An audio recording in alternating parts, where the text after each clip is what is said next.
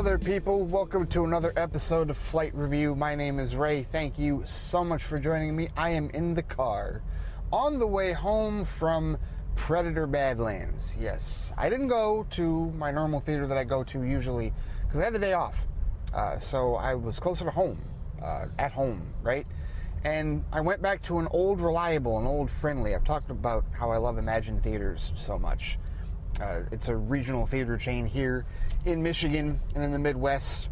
I actually have met the CEO, Paul Glantz, multiple times, who is appearing in the videos before, all of the movies that says, please turn off your mobile devices, sit back and enjoy the show. The video was a little different today because it was also about distracted driving. He partnered with Michigan State Police or whatever, a couple of other organizations to talk about that as well.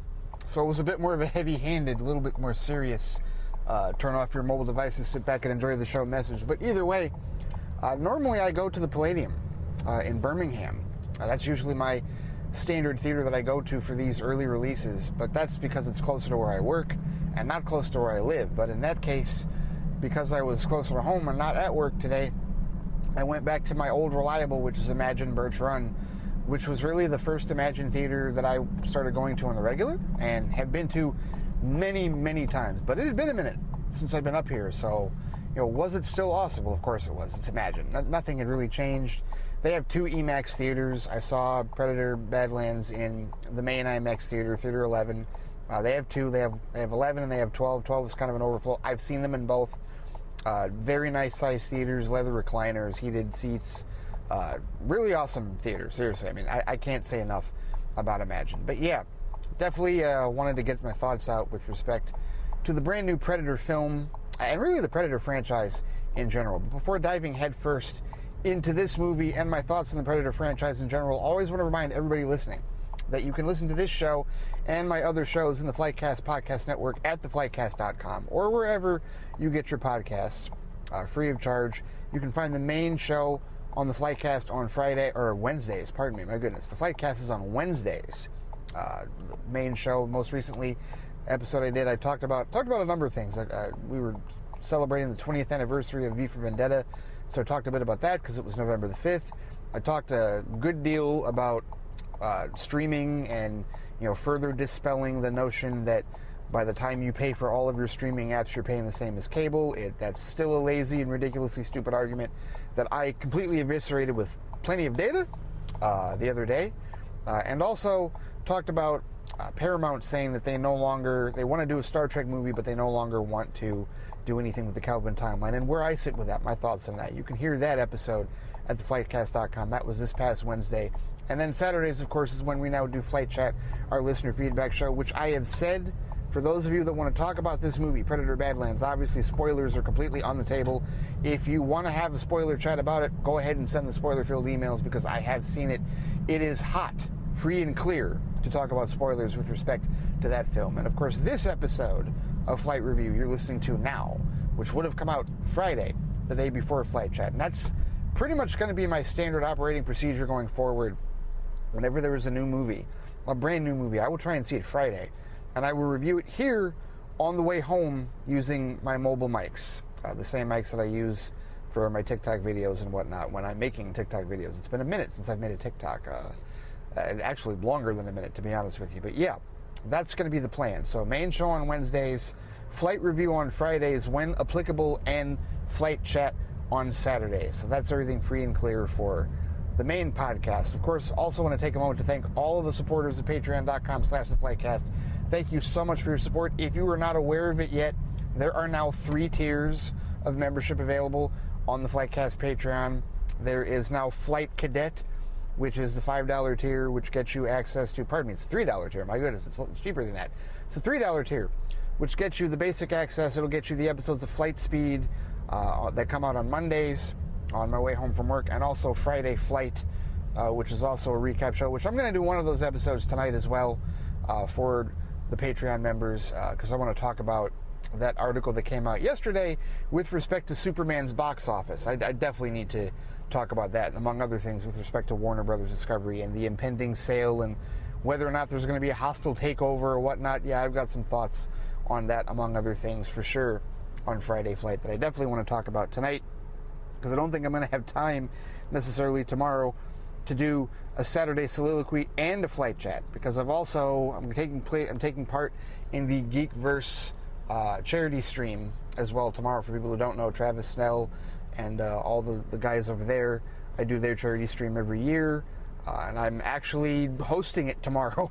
Not the whole thing, but like the DC portion of it. So I've got to finalize my DC questions that I'm going to be asking. Hopefully they're not too easy and also not too hard. We'll see how that goes. But at any rate, the Flight Cadet option, the $3 option, gets you access to, on patreon.com/theflightcast, that is. That gets you access to Flight Speed on Mondays, Friday Flight on Fridays, and Saturday Soliloquy on Saturdays if there is no Friday Flight on Fridays. That's the $3 tier. The $5 tier gets you access to that, plus episodes of my rant show, Son, Just Don't. So the next time I have something silly and ridiculous in the fandom realm to rant about, you'll get access to that as well. That's the $5 tier. And then the $8 Flight Officer tier is what gets you access to everything. All of that, plus the bonus episodes of Flight Review and Flight Box, Flight Report, which is the comic show that I really need to start doing again, but I got to read actual comics in order to be able to do that show again. And also my specialty shows, like the one I just did at the end of October, Flight Fright, where I literally watched and reviewed 7 spooky season movies, including Weapons, Psycho, Nosferatu, Midsummer, among others as well, Smile as well, that was part of it. Also The Birds, yes, watched a pair of Hitchcock movies for that. But you get access to all of that bonus content and everything else as well if you're a flight officer on Patreon. So, and then there's also the free tier. I know a lot of people are members of the free tier, and I talked the other day about doing something maybe weekly for the free tier as well. But those are your levels. Thank you to each and every one of you that has been a very loyal subscriber to patreon.com/theflightcast. Hope that you're enjoying all the bonus content and look forward to more seriously in the not too distant future.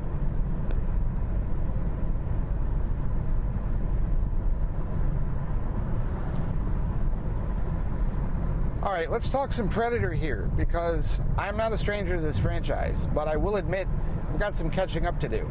As of the time, like going into Badlands, I've only seen the first half of the Predator franchise, because the first Predator film came out, what, late 80s? Yeah, I want to say 87, 88, something like that. And then Predator 2, otherwise known as Predator Lethal Weapon, at least that's what I call it, came out in 1990. And then after that, you had a real time gap with respect to movies. Of course, they did AVP. They did do the AVP movies, which I've only seen the first AVP movie. I've never seen Requiem. I've been told I don't need to see Requiem, but at some point I will. And probably, there's going to be a night where I just decide to see all the movies in a particular franchise that people have told me to skip. I'll probably watch Requiem. I'll probably watch Terminator Genesis, right? I'll probably watch, I don't know, Alien Covenant or something like that, all in the same night. I don't know. That may be a thing that I do. But they came out with Predators, the one that has Adrian Brody and Topher Grace, among others. I think Lawrence Fishburne's in that movie as well. And so that was the last one. We saw that at the theater. And that was the last Predator movie that I saw, seriously. Because I did not see The Predator. I still have not seen The Predator. I have not yet seen Prey or Predator Killer of Killers. Now, the plan, of course, was to binge the entire Predator franchise from start to finish going into Predator Badlands, even though I didn't need to do that because Predator Badlands is a standalone film that does not require any direct previous knowledge of the other films in that regard. But I still, for completion's sake, wanted to see that. I also wanted to try and get a feel for Dan Trachtenberg, the writer-director, like his feel for what he does with the Predator franchise. Didn't work out that way. So, as it turns out, Badlands is my official first introduction to his contributions to the Predator franchise. Now, my binge is still going to happen because last night I totally went back and watched the first 2 Predator films, because all these movies are on Hulu, and this is the one benefit, well, not the one, but one of the benefits of the Fox library, the Fox catalog being under Disney, is that they've placed all of the Predator movies, all of them, on Hulu. Now, Prey, of course, and I think also Killer of Killers are Hulu exclusives. Prey certainly is. I think Killer of Killers is, if I'm not mistaken. But those are on Hulu already.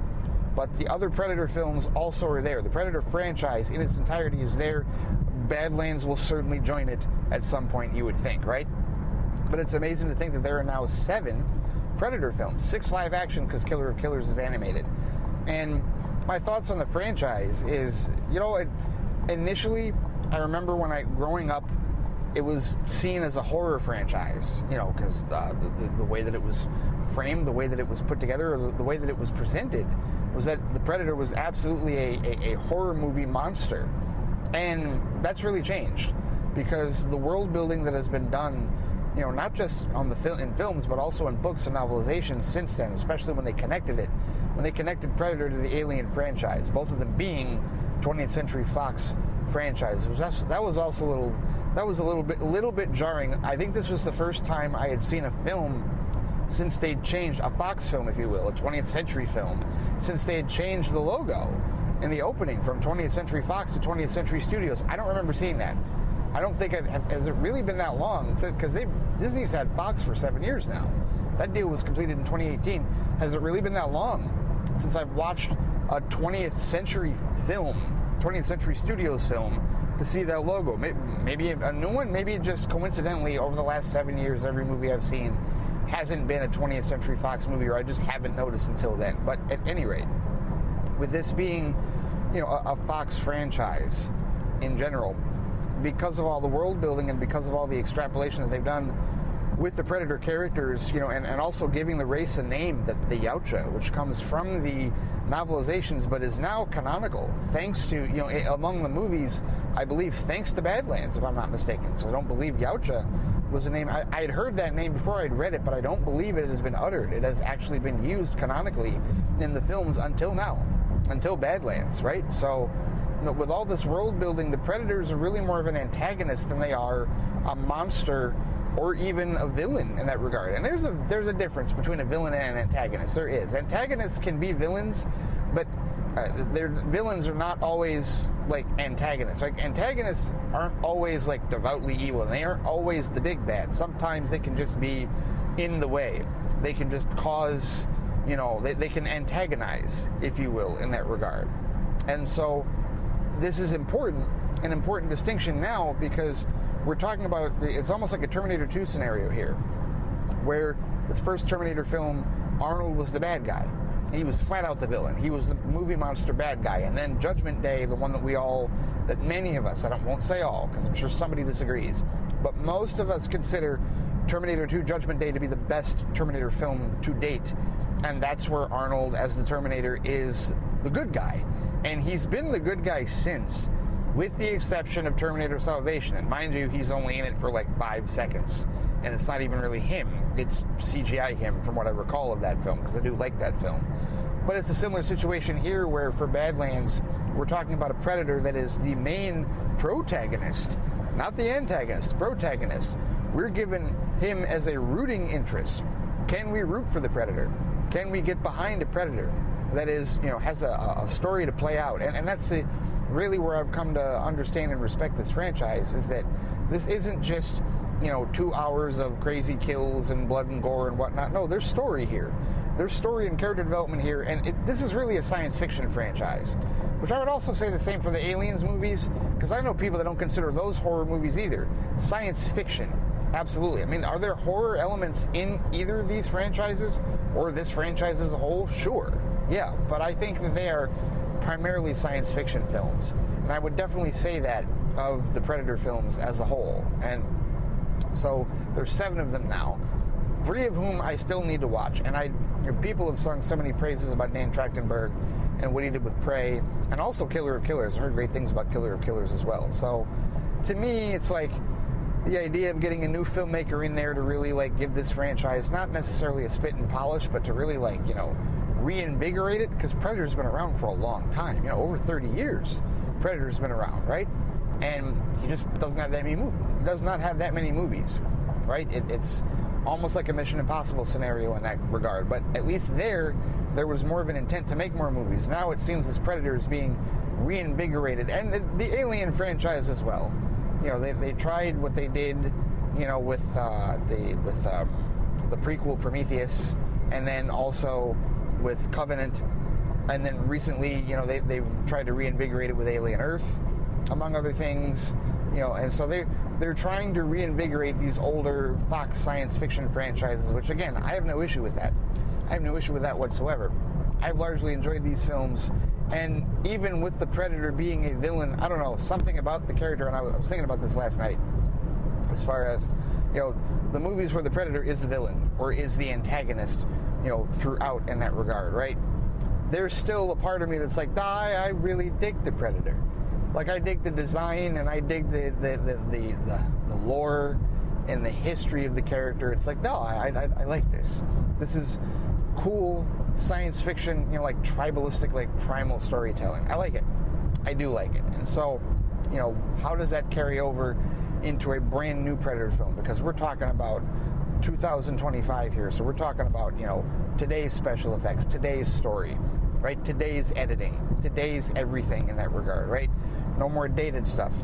And again, having not seen Prey, even though so many have sung the praises of Prey and talked about how amazing it is, and same for Killer of Killers, what was my first reaction to Dan Trachtenberg's Predator contributions going to be in that regard? That's what I had to determine watching Badlands for this particular viewing. And so, high-level thoughts for Predator Badlands is I really enjoyed it. I thought it was awesome, seriously. I know that a lot of times it's like, well, Ray, you think everything is awesome. Whatever, yeah. I don't go see movies unless I'm pretty sure I'm going to like them, right? I don't have a habit of going to movies where, I don't think I'm going to care for that. If I don't think I'm going to care for it, I'm not going to go see it. I might try it later, but I'm certainly not going to spend money to go see it. I can still count on one hand how many times I've actually been bitterly disappointed leaving a movie theater. Actually, I've never been bitterly disappointed leaving a movie theater, but a handful of times that I've been disappointed leaving a movie theater where it's like, I didn't need to have spent money on that. I could have done something else with my 2 hours or whatever it was, But for something like this, like I said, I like the Predator franchise, and I like what Trachtenberg does with this franchise, especially with this being such a standalone story, such a world-building story, that if you're new to the concept of Predator, you don't need a preamble. There's plenty of Easter eggs. Oh, there's a ton of Easter eggs if you're a fan of Alien or Predator movies. I'm sure there's some Easter eggs in this particular film that I didn't catch because of the other Predator films I still haven't watched, which really is just the two Trachtenberg films, Prey and Killer of Killers, and then The Predator, which was before he started doing anything with respect to this. I'm sure there are Easter eggs from any one of those, maybe not so much The Predator, but I also haven't caught. But all the Weyland-Yutani stuff, the android stuff, the skulls and everything, the way the Predator operates, the weaponry and his armor, absolutely, yes. Got all of it. Understood all of it. And it was awesome. It was a very enjoyable, satisfying film that really was paced very well. And that's a big thing when you talk about movies like this, big visual effects spectacles and whatnot. Like, how well is it paced? Does it drag, or is it too fast? Is it too quick? Do they move along too speedily? Like, that's the sign of a cheaper movie, is like, quick edits, and it just runs by in an hour and a half because they really didn't have a whole lot of substance and character development to draw on. No, that's not the case. This was actually really solid, very solid story. The story itself, the core of the story itself, the inspiration for this kind of a story, the structure of this type of a story is not the most original thing in the world, but the way they did it certainly worked and was fresh for this franchise. We've never seen a Predator, again, in the protagonist role where we are rooting for this dude. And on top of that, another first is the language, right? To hear the Predator language spoken with subtitles throughout the entirety of this film, that was awesome, right? And so it's taking an older, more time-honored version of storytelling that we've seen with these types of stories and propelling it into the Predator universe, giving it that Predator feel and that Predator look, and whatnot. And yeah, I thought it was really well done. I thoroughly enjoyed it. Thought it was a really, really good entry with respect to the Predator franchise. This is not a big cast, not by any stretch of the imagination. And really, this cast is two people, two actors. It's Elle Fanning, who plays Thea, the android, if you will, the Weyland-Yutani android. But really, this is about Demetrius Schuster Koloamatangi, and I really hope I pronounced that right. But that is the Samoan Tongo actor who is portraying Dek, the Predator in question, the protagonist of this particular film. And I think it is worth noting that Brian Hall, the original Predator actor, I believe it's Brian Hall. I believe I'm not saying that name right. I know it's a three-word name. I can't remember. I think it's Brian Stephen Hall, Brian something Hall. I forget exactly who it is. But the original Predator actor was 7'2". Demetrius is 7'3", and he stepped into this role. And I mean, it's a lot of body acting, but it is a case where he had to learn the brand new language, and not brand new, but like they consulted with. I guess it is kind of brand new because they consulted with the people who created the Na'vi language in Avatar. They created the Predator language for this particular film, and he learned it, you know, and spoke it fluently. He portrays not only Dek, but also Dek's brother and father, which is a very important, you know, that's like the arc of Dek's story in this film. And, you know, a lot of it is physical acting for sure, but, you know, there's also the voice acting and whatever, you know, alterations they make to the voice.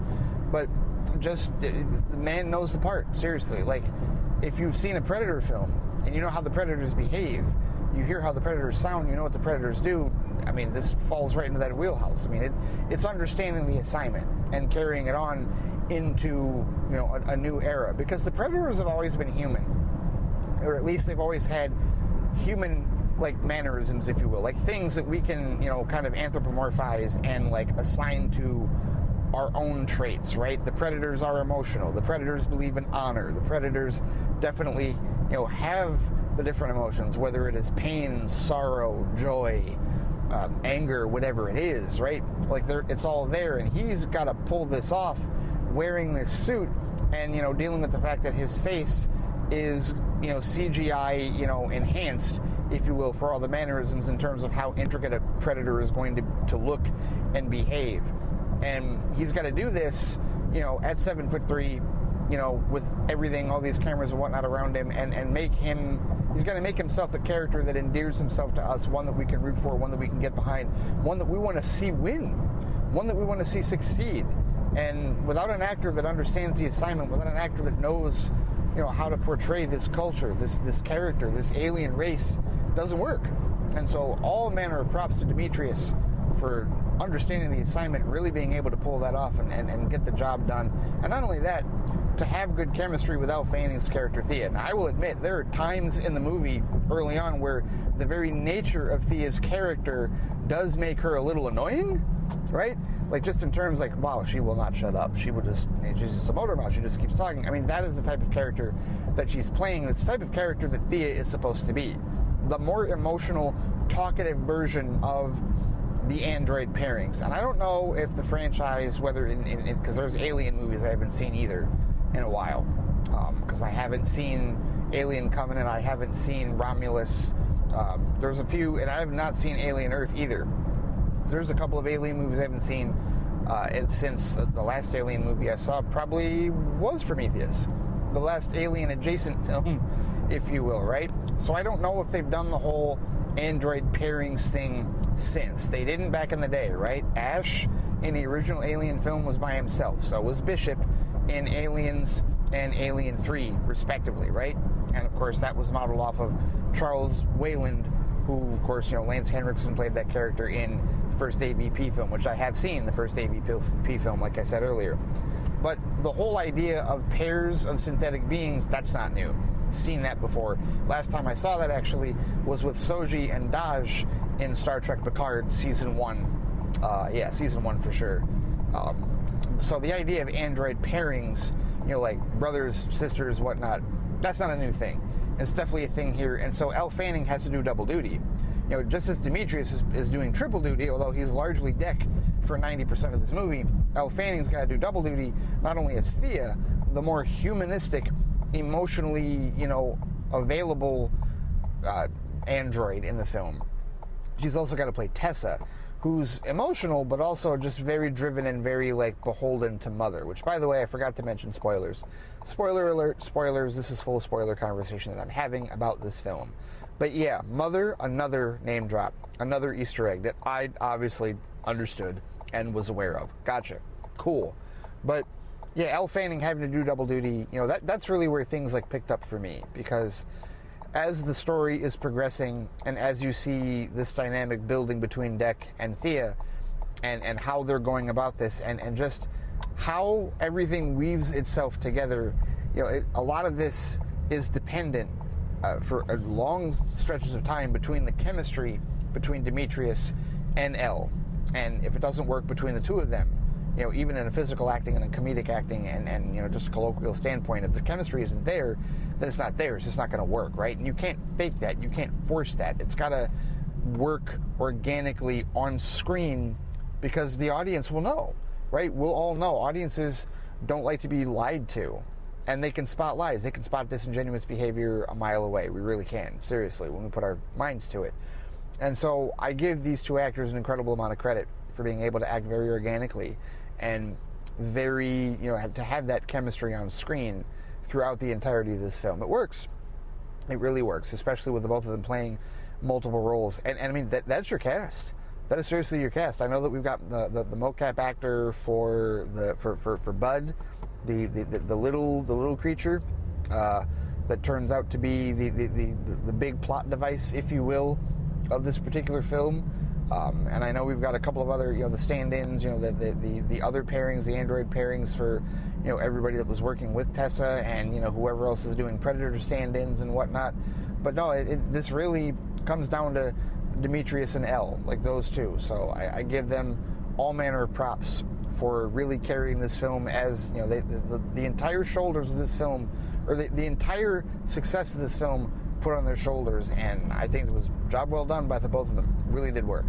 So then you get to the writing, and again, this is where I really commend Dan Trachtenberg, just understanding this world and understanding this universe, and I can tell that through one film, right? And this does actually, really does endear me to probably watch Prey at some point later this evening when I get home, because he understands this world. And I say this as somebody that, I'm not like a devout Predator fan, but I've seen enough of the older movies to have a good idea of like how it probably, subjectively speaking, should look and feel. And he understands that. And the world building that he does with this, the honor system and the way that the Yautja operate. And also just in terms of this particular story where the idea is that, Deck is a runt. He is, supposed to be cold. He's the weak of the group, the weakling of the group. And there's no room for weakness whatsoever in the Yautja. Like, you cannot be a weak one. Like, anyone that is any son, any member of the Yautja, son, daughter, whatever, anyone in the Yautja that does not have the strength that is seen as a runt is cold, killed. And so we're introduced immediately to the relationship that Deck has with his brother Quay, and we see that his older brother is someone that's going to stand by him. But then the father shows up and goes, yeah, you weren't supposed to be buddy-buddy with him. You were supposed to kill him in his sleep because he's the weakling and he's bringing shame to our clan, so take him out. And Quay is not interested in doing so. He wants his brother to live. He believes in his brother and, sacrifices his life as the dad just cold-bloodedly murders him, in front of Deck. And Deck's got to leave the planet and gets thrown to the next planet, I forget the name of the planet that he went to, but the planet that has the Kalisk, the target creature that is supposed to be his hunt, right? And the idea, I like that that there is a caste system, if you will, or at least an honor system in the sense of you have to earn aspects of being a predator. We know all the tenets of being a predator, right? We know about the shoulder cannon. We know about the blades that they have on the wrist. We know about the armband, like not communicator, but like pad, if you will, like the keypad in that regard. And of course the cloak. The cloak is the big thing. And so this whole thing is about Deck earning his cloak. Like, that's how he will become a full member of the clan. He's got to earn his cloak. And so that's what this is. He's got to bring back a trophy. And I mean, it's the classic, like, coming of age story where it's like, I will prove myself to my rat-ass father who just killed my brother. I will prove to him and the rest of the clan that I belong when I kill this thing, the Kalisk, that even he can't kill, right? this unkillable beast that even scares the biggest, baddest predators, like the biggest, baddest Yautja on my planet. I will take them out. I will, bring home this trophy, if you will. And again, bring home the trophy means, ripping out the spine and the skull, and here's my trophy, right? Understanding that. And that goes all the way back to the first couple of movies, for sure. And so when he crash lands on the planet, and on Gemma, I believe it is the planet that the Kalisk is on, and he is introduced to all of the lethality of this planet, because man, this planet is lethal as all hell. Lethal plant life, lethal flora and fauna, lethal creatures, snakes and other beings and whatnot, and when they meet Bud, the small being, right, and he's in that pit, and that's where he first meets Thea, which another part of the great acting I will give to Elle Fanning is acting without a torso, or acting without legs, I should say, for the majority of the movie. Not really being able to walk or operate as the character Thea until like the last third of the film, truthfully. That gave her a ton of credit with respect to what she had to do for that particular role, because that can be very challenging as well for an actor. But I love the journey that Deck goes through, and amassing Thea, basically he's building his own clan, if you will, and it's a clan of misfits. It's a misfit story. It's a misfit family story. He's a misfit, she's a misfit, because she's the more emotional of the pairings, and she has her moment where Tessa, she thinks that she's got to call Tessa. She thinks that she's got to reunite with her, and that Tessa's going to understand. But no, Tessa's a cold-hearted bitch. And Tessa is like, yeah, no, Mother would not really approve of what you're doing, so we're going to shut you down, and I'm going to have the other guys box you up, because you are a liability to our operation, and Mother will be prouder of us, without you hanging around. And it's just like, well, ultimate betrayal. How about that? Deck betrayed by he's betrayed by his father, and expectantly so, I suppose. And then, Thea betrayed by her sister, if you will, like her clone, the other android in her group. And so it does turn into the classic misfit coming-of-age story. And then you got this other creature, Bud, that they run into. And it didn't click. It did not hit me. When he's attacking the Kalisk, right? When he targets the Kalisk and is in that battle, and just after we discover why the Kalisk can't be killed, essentially, because it has, like, Wolverine-like regeneration abilities, like, even faster. Like, well, damn, okay. He sliced his head off, and I'm like, yeah, it cannot possibly be that easy. And then sure enough, here comes the regeneration. It's like, oh yeah, figured. That's exactly why, and that's precisely why Weyland-Yutani wants it. Because all Weyland-Yutani wants is weapons. All they want to do is capture weapons. They can't build their own shit, so they go and send teams of androids and humans and whatnot to go, basically androids all at this point, to go capture aliens that have all of these abilities and tech, so they can weaponize it, to the highest bidder, right? For corporate capitalistic. It is such hostile capitalism. It is aggressive capitalism at its worst in that regard, right? And so when the Kalisk is like standing over him and sniffs him and won't take him out, somebody else, like in the theater, because this wasn't a full theater, thankfully, it was a 4 o'clock showing, it wasn't a full theater, maybe quarter filled, maybe not even quarter filled, but somebody a couple of seats down from me had like the realization about why this thing wasn't killing Deck. And it didn't hit me until Deck had the realization about what Bud actually is. The fact that Bud is actually the Kalisk's child. And at that point I'm like, oh, okay. Because in the middle of their exploits when they were eating, that's when Bud marked Deck. And clearly that's what the mother smelled on him. Is like, no, my child has marked you. I will not kill you. It's like, oh, son of a bitch. Right? So when he had the revelation that was the child of the Kalisk, his target, I'm like, okay, that's why he's not dead. But this totally flips everything. And again, these are storytelling principles that are not necessarily new. These are things that we've seen before. Revelations and story beats that we've seen before in many other films and in storytelling in general. But this is the Predator version, right? And to me, that's what I dig about writing like this, where you can use old story ideas. You can use time-honored story tropes, if you want to call them, or, character designs or story designs, plot designs. You can use them to your heart's content. You just have to make certain that they fit with whatever story, whatever universe, whatever world you're working in at this point in time. And Trachtenberg made it fit into the Predator universe. I have no issues with how he did it. I mean, it's time-honored storytelling done in the Predator universe. I see no issues with that whatsoever. So, to me, I thought this was a very solid story. A good one-off story. You know what I mean? Like one where, again, you don't need the prior knowledge. Prior knowledge will help you, like as far as understanding, the Easter eggs and how the culture works. But this is a time-honored, self-contained story that really does have a nice beginning, middle, and end, and really does sew things up, but also leads things on into the future because, of course, after the big, huge climactic battle, between the Kalisk and Tessa, which unfortunately leads to Tessa pulling a Men in Black, if you will. That's what this felt like, because the Kalisk totally swallowed her up, and then she fired the freezing weapon from inside and killed it, unfortunately. So now Bud's mother is dead. And there were some people in the theater that were, like a little sad and whatnot about it. But obviously Tessa's not going to live because Deck is going to kill her, which he does, and she 1000% deserves it because she's a horrible shrew at this point, right? So in the midst of all of that, and you've still got Bud alive, you've still got Thea alive.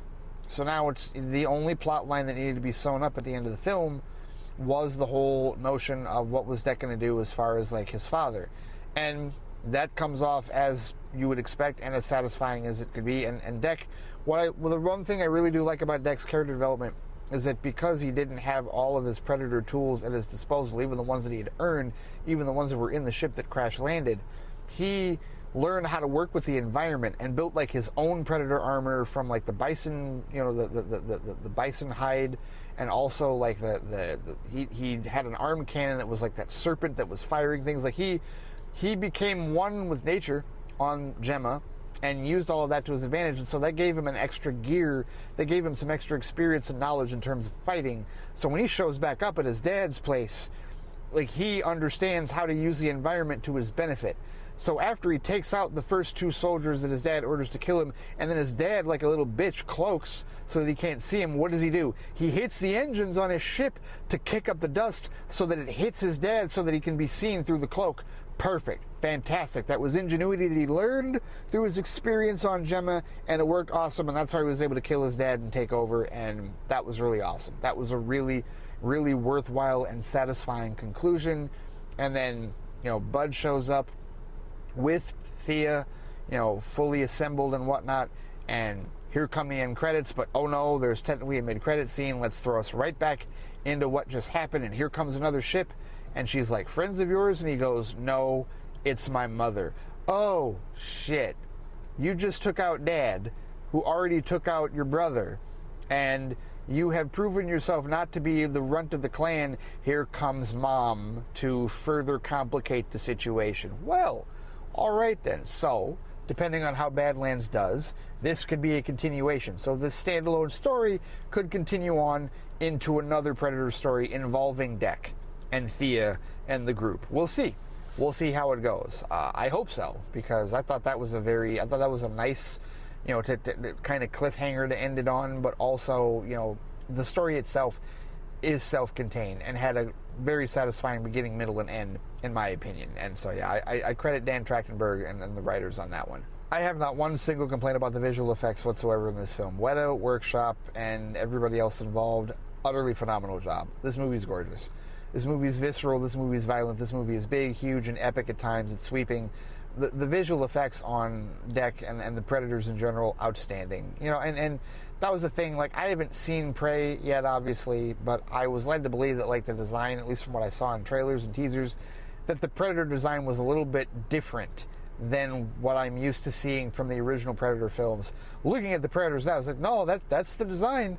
That's the classic design that I do like. It's a crazy, ugly design, but I dig it. I do. I really do dig the Predator design. And the visual effects throughout this entire film for Deck and for the Predators was outstanding, especially when you're talking about a character that he's speaking and acting throughout from start to finish, in full subtitles, in full Yautja dialect. Like, that was awesome. Like, seriously, visually speaking, that was great. All the action sequences and the visual effects with the environment of Gemma and everything that you had going on with respect to, there's the scene where, like, Thea is finally starting to repair itself, and the little spider droids that are, like, sewing her back together. That was disgustingly awesome. The droid stuff, the android stuff in general was really good. The explosive effects, all of the action in this film, it was very, very well done. And this is like your hope and dream.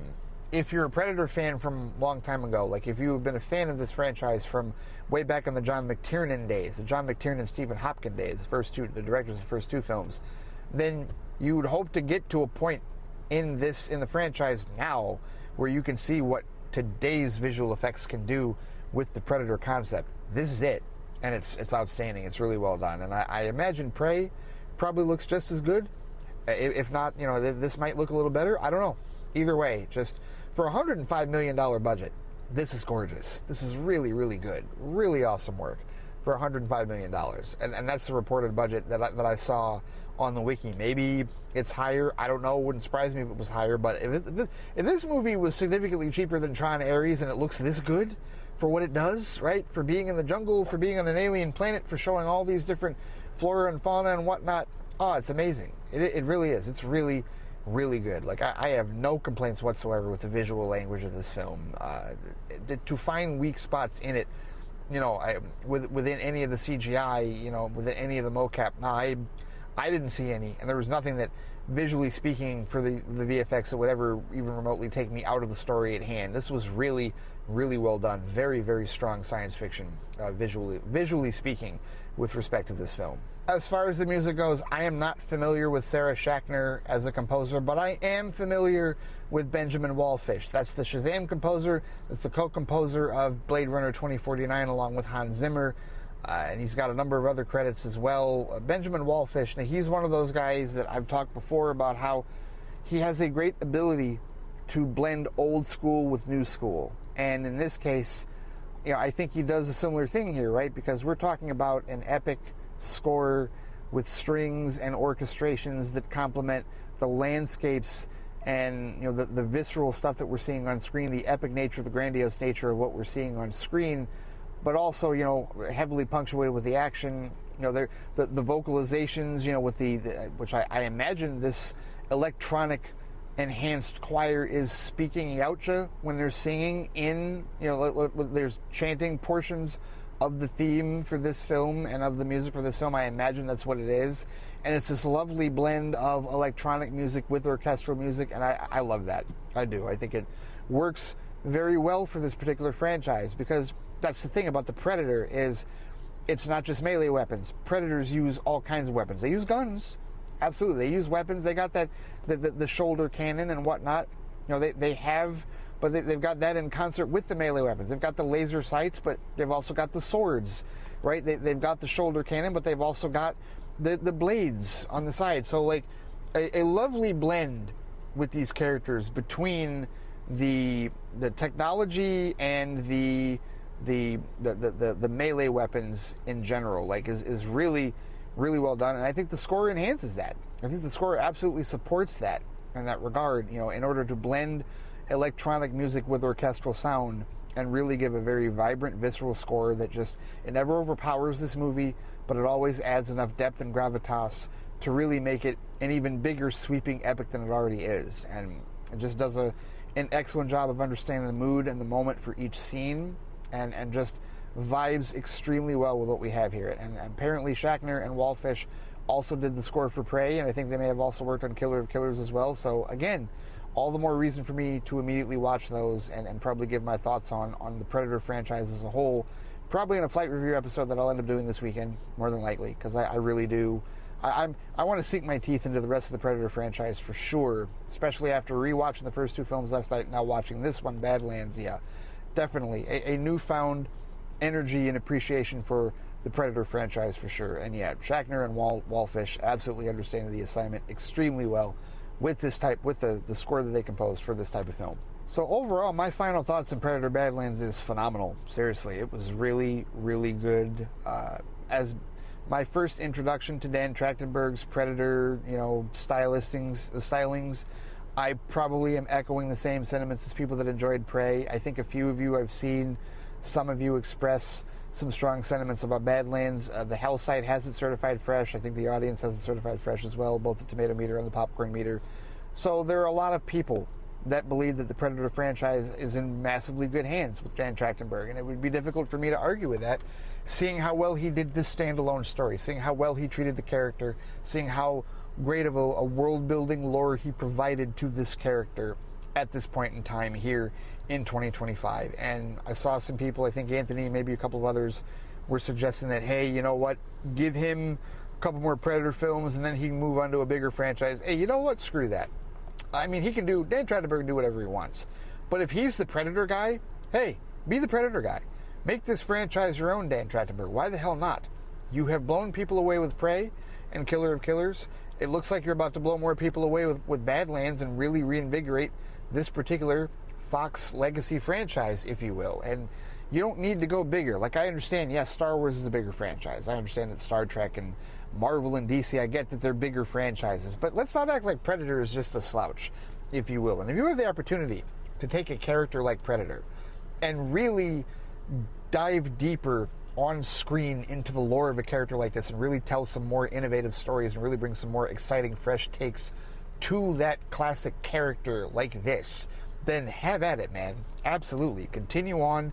Keep doing what you're doing in the Predator universe. I'm ready for some more Dan Trachtenberg Predator. I am, most certainly. And I have more to see, thankfully. I'm walking in here. I'm at the apartment now. I'm going to walk in, and, you know, after I do my other stuff for the night, I'm ready to sit down and watch Prey.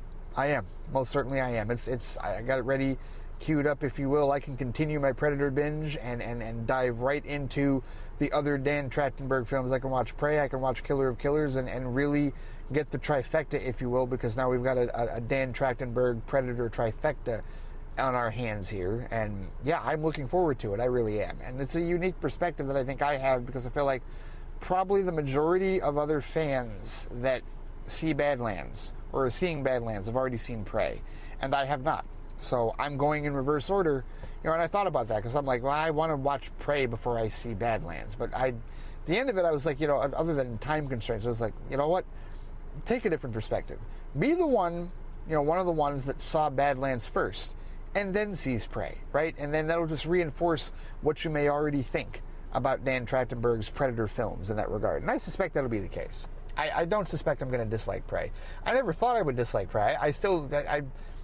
Like, again, when it comes to movies that I'm interested in, you know, Prey was always on my list because I like the Predator films, and I'm like, from what people have been saying, and it just the vibe that I'm getting from these trailers and clips, I probably am going to enjoy this. And now I really think I'm going to enjoy it after seeing Badlands, because if Prey is anything like Badlands just was, or if it's better than Badlands, because I imagine people will say that Prey is better than Badlands, I'm probably going to thoroughly enjoy Prey, for sure. But yeah, Dan Trachtenberg, he can keep the keys to the Predator Kingdom for as long as he wants, as far as I'm concerned, just based on the strength of Badlands, because I'm ready for some more Predator films under him. I'm ready to see what happens if there's hopefully a continuation of Deck's story, you know, what goes on with the mother, and, you know, how he builds his own clan, and hey, do they get involved with the xenomorphs or not? I don't know, because I really don't know where the timeline of all this shit falls, but I liked it. And this is a fun universe to see new storytelling in, a fun universe to see some major storytelling in, and I am glad that on some level Disney at least recognizes that, right? You know, the whole family-friendly and Marvel and Star Wars and all that stuff, okay, great. Don't forget your Touchstone stuff. I know Touchstone is gone, but Fox, that library that you have on Hulu is basically all of that. You know, that type of more adult type, you know, franchises and sensibilities, if you will. And so, yeah, lean heavy into Predator. Predator is one of your signature IPs. It may not be your most signature IP, but it is one of your signature IPs. And if you've got a guy like Trachtenberg, you know, helming this and moving it forward, then yeah, by all means, continue on and keep making strong storytelling with films like this, for sure. So yeah, Predator Badlands was a triumph. Definitely enjoyed it.